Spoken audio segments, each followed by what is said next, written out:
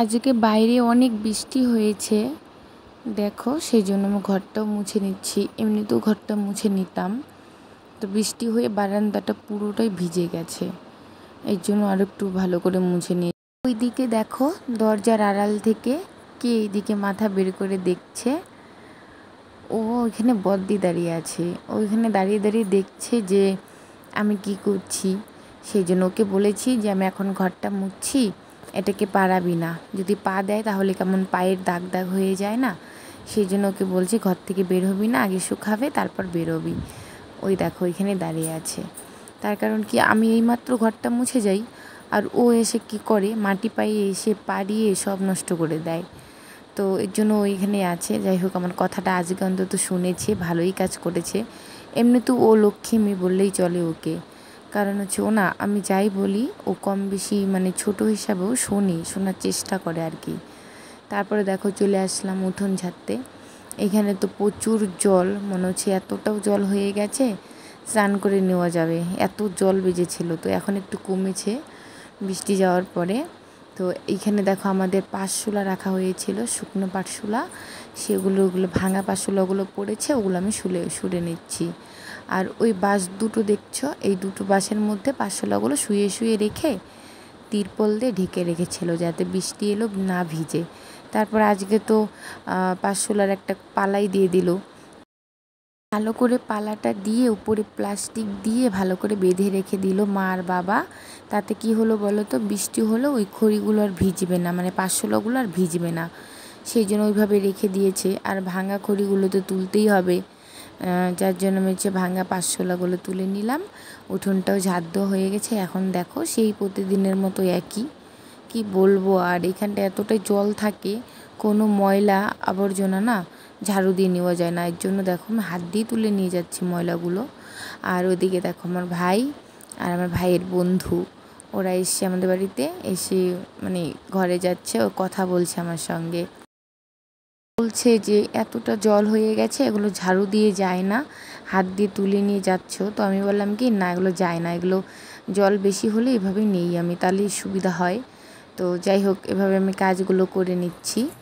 তারপরে দেখো সব উঠোন টুটুন পরিষ্কার করে নিয়ে, আর এইদিকে দেখো কি অবস্থা, কবিতর দেখেছো আমাদের বাড়ির কবিতরগুলো, ওকে না বেঁধে দিয়েছিলাম, একটা দড়ি দিয়ে পায়ের মধ্যে বেঁধে দিয়েছিলাম।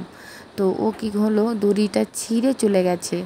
তো তারপরে আবার বৃষ্টির মধ্যে দেখো নিচে নেমেছে উঠোনে, তারপরে আমি ওকে ধরে ফেললাম, ধরে আবার সেই বেঁধে দিয়ে খাবার দিয়ে দিয়েছে ঘরে। কারণ হচ্ছে ও না বেশি একটা ঘরে যেতে চায় না, বাইরে বাইরেই থাকে, এই জন্য আমি ওকে ঘরে দিয়ে আসলাম, মানে ওদের যে খাঁচা বানানো হয়েছে খাঁচাতে। তারপরে চলে আসি প্রতিদিনের মতো এখনও। দেখো আমার সোনা রূপার ঘর পরিষ্কার করার জন্য ওদের গোবরগুলো পরিষ্কার করতে হবে, কারণ প্রতিদিনের কাজ তো প্রতিদিন করাই ভালো, সেটা তো আমি অনেকবারই বলেছি। আমারও ভালো লাগে, ফেলে রাখলে ভালো লাগে না। আর এগুলো দেখো না তুললেও বা ওরা কী করে ঘুমাবে, কি নোংরা করে রাখে। আর ওরা তো আমাদের মতো বাইরেও যেতে পারে না, যেখানে শয় ওইখানেই সব কিছু, এই জন্য পরিষ্কার করে নিচ্ছি। আর নিচটায় দেখো বালা মাটি, তো সেই জন্য আমি বস্তাগুলো বিছিয়ে দিয়েছি, যা নাদা হয় সব হচ্ছে গোবরের নাদাগুলো বস্তাতেই পড়ে যায়, তাহলে আমার তুলতে একটু সুবিধা হয়, তাড়াতাড়ি হয়ে যায়। তারপরে বাকিগুলো আমি ঝাড়ু দিয়ে বা হাত দিয়ে তুলে নিয়ে যাই। আর ওই পিঁড়াটা দেখছো তো, ওইটা পিঁড়া না, ওটা ওদের হচ্ছে বলতে গেলে বিছানা, মানে আমার সোনা রূপার। আমি এই বস্তাগুলোর উপরে ওই বিছানাটা পেতে দিই, তারপর ওরা শুয়ে থাকে রাত্রেবেলা। সকালবেলা এসে আবার সব তুলে ঝাড় দিয়ে পরিষ্কার পরিচ্ছন্ন করে নিই। আবার যখন সন্ধ্যাবেলা হয় তখন আবার বিছানাটা করে দিই, তারপর ওরা বিছানার মধ্যে থাকে। তো যাই হোক, ওরা এইভাবেই থাকে। তো আমি আবার এই কাজগুলো করে নিয়ে সমস্ত কাজ করে নেব, তারপরে যাব স্নান করতে। স্নান করে এসে দেখো এখন আমি কি করছি, স্নান করে যে জামা কাপড়গুলো ছিল সেগুলো ধুয়ে শুকো দিয়ে দিচ্ছি, মানে শুকিয়ে যাবে, কারণ একটু বৃষ্টি হওয়ার পরে ভালোই দেখো রৌদ্র উঠেছে আকাশটায়, দেখেই তো বোঝা যাচ্ছে মনে হচ্ছে খুবই রৌদ্র হবে।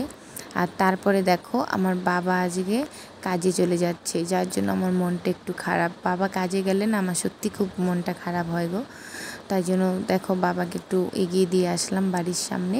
তো টোটোতে করে যাচ্ছে, তো বাবা গিয়ে ভালোভাবে বাড়িতে আসুক কাজ থেকে, এটাই আমি চাই। আর তারপরে দেখো গরুকে খড়গুলো দিয়ে দিচ্ছি খেতে। ওদেরকে জল দিয়ে নিয়েছি সকালে, তারপরে খড় দিয়ে নিচ্ছি। এমনিতে সকালবেলা দুধ ঘোষ এসে নিয়ে যায় আমাদের বাড়ির থেকে, প্রতিদিনই আসে। তো এইভাবে আমাদের সব গরুর কাজকর্ম শেষ হয়ে গেল, মানে গরুর ঘরের। তো খেয়ে নিক। এখন আমি দেখো এদিকে কোথায় চলে এসেছি, আমার দাদু বাড়িতে পুজো দেবো সেই ফুলটা নিতে এসেছি। আর এইখানে এসে দেখছি দেখো কী সুন্দর একটা লাইনে মোটর চালিয়েছে, মানে এটা দিয়ে জল দেওয়া হয় খেতে। মানে এখন তো কদিন থেকে ভালোই রৌদ্রু, সেই জন্য এটা দিয়ে জল দিয়ে ধান ক্ষেতের মধ্যে জল লাগানো হয়। আর এই দেখো আমার সোনা আর রূপা কোথায় চলে এসছে, আমি বাড়িতে খুঁজেই পাচ্ছিলাম না, কোথায় গেল ভেবে পাচ্ছিলাম না। তারপরে দেখি গেট খোলা ছিল বাড়ির, ও গেট দিয়ে বেরিয়ে চলে আসছে দাদু বাড়ির দিকে মাঠে। তো সেদিকে তো ঘাস খাচ্ছে, কিন্তু দেখো তাছাড়া চারপাশটা কত সুন্দর ধান হয়ে গেছে। এখন যদি ওদেরকে আমি না নিয়ে যাই, তাহলে যার ধান খাবে তাদের কাছে তো বকুনি খেতে হবে বলো, তাই জন্য নিয়ে গেলাম। আর এই দেখো এদিকে দাদু বাড়িতে একটা পেয়ারা গাছটার মধ্যে খুব সুন্দর পেয়ারা হয়। তো এইখানটা আমি আজকে নিজেই চলে আসলাম দুটো পেয়ারা নিতে, দেখে খুব ইচ্ছে হলো খাওয়ার জন্য। তো আমি সেরকম একটা খাই না পেয়ারা, তবু দেখে মনে হলো যে বড় বড় পেয়ারা হয়েছে, তো একটা খাই নিয়ে কেমন দেখি। তো তারপরে দেখো পেয়ারা নিয়ে আসলাম, আমি একটা খেয়ে নিয়েছি, আর একটা নিয়ে এসে এই দেখো অর্পিতা ও ঘরে আছে, ওকে বলেছি যে খাবি, ও বলে কি হ্যাঁ আগেই হাতটা দিয়েছে দাও। তো দিলাম, ও খেয়ে নিক। আর দেখো আমি যেটা খাচ্ছিলাম, এটা দেখো আমার সোনা আর রূপা ওরা দুজনে কি সুন্দর চলে এসছে খাবে বলে, মানে আমাকে খেতে দিচ্ছে না, ওরা যে দুজনে এরকম করছে যে কার আগে কে খাবে, সেরকম করে আর কি এসে ঝগড়া করছে। সেজন্য আমি একটু ওদেরকে লুপ দিচ্ছি যে ওকে দিব এরকম এসে করছি। তো যাই হোক, তারপরে দেখছি না ওরা দুজনে ঝগড়া করছে না, পাচ্ছে না বলে, তো পরে দিয়ে দিলাম। হাই বন্ধুরা, সুপ্রভাত। তোমরা সকলে কেমন আছো? আশা করি ভালো আছো, সুস্থ আছো। আমিও খুব ভালো আছি। তো আমার এই নতুন ভিডিওতে তোমাদের অনেক অনেক স্বাগত ও শুভেচ্ছা জানিয়ে আমি আমার ভিডিওটি শুরু করছি। তোমরা না কেটে সম্পূর্ণ ভিডিও দেখো এবং আমার পাশে থাকো। পুজো দিয়ে নিয়েছি, এখন আমি সোনা রূপাকে ভাতের মার দিয়ে দিচ্ছি খেতে। তো দেখো সোনা একাই খাচ্ছে, রূপা তো আসছেই না খেতে। ও একটু আগে একটু জল খেয়ে নিয়েছে, সেই জন্য হয়তো জলের যে তৃষ্ণাটা থাকে না সেটা হয়তো মিটে গেছে, তাই জন্য আসছে না খেতে। যাই হোক, খেয়ে নেবে পরে। আর কি বলো তো বন্ধুরা, আমি কালকে ভিডিও দিতে পারিনি একটাই কারণে, আমার শরীরটা প্রচণ্ড খারাপ ছিল, তাই জন্য আমি কালকে কোনো ভিডিও করতে পারিনি। তো আজকে একটুখানি ভালো আছি, সেই জন্য দেখো যতটুকু পারি চেষ্টা করলাম তোমাদের সামনে তুলে ধরার জন্য, এমনকি তোমাদেরকে দেখানোর জন্য। তো দেখো এখন ও তো জল বেশি একটা খেলো না, সেই জন্য ভাবলাম ঘাসগুলো দিয়ে নিই, ঘাসগুলো খেয়ে নিক, সকাল থেকে কিচ্ছু খাইনি, তো খেয়ে নিক। আমি আবার টিউশনি করাতে যাব, বিকেল 4টা বেজে গেছে। টিউশন করিয়ে বাড়িতে চলে এসেছি। আর দেখো এদিকে এসে দেখছি মা চলে এসছে রান্নাঘরে। কি বানানোর জন্য বলো তো? এগুলো কি? তোমরা তো অনেকেই খেয়েছো, ওগুলো হয়তো অনেকের ভালো লাগে, আমার তো খুবই ভালো লাগে। এগুলো হচ্ছে বুড়া পিঠে, ঠিক আছে? তো বড়া পিঠে সেগুলো হচ্ছে কী করে বানায় বলো? এগুলো কলা দেয়, আটা দেয়, চিনি দিয়ে তারপর ভালো করে মিক্সড করে তারপরে দেখো কী সুন্দর করে বানিয়ে নিচ্ছে মা, তেলের মধ্যে দিয়ে ভেজে নিচ্ছে। তো এইভাবে দিয়ে সবগুলো উল্টে পাল্টে ভেজে নেবে, যেরকম পুরি ভাজি সেরকম করে ভেজে নেবে সুন্দর করে, তারপরে এগুলো নামাবে। তো তোমরা কে কে খেয়েছো কমেন্ট করে বলো, বাঙালি খাবার বলতে গেলেই চলে। তো দেখো কত সুন্দর, আমি না অত একটা ভাজতে পারি না, মাই ভাজে, তো এই জন্য আমি তোমাদেরকেও একটু দেখাচ্ছি। তোমরাও তো অনেকেই এই সমস্ত জিনিস খাও, সেই জন্য।